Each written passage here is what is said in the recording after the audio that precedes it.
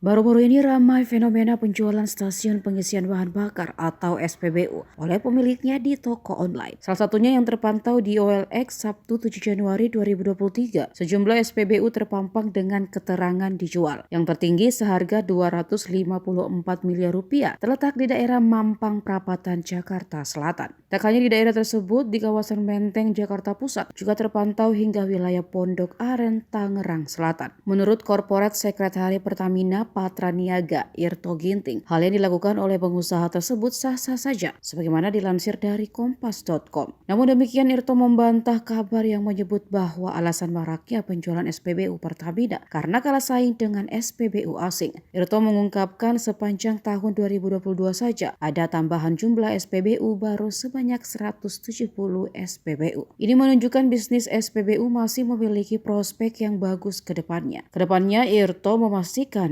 SPBU milik Pertamina akan lebih kompetitif. Dia juga mendorong agar SPBU Pertamina bisa menjadi solusi one-stop service. Adapun beberapa solusi one-stop service di SPBU Pertamina kedepannya akan ditambahkan, seperti penjualan produk pelumas, LPG, hingga minimarket.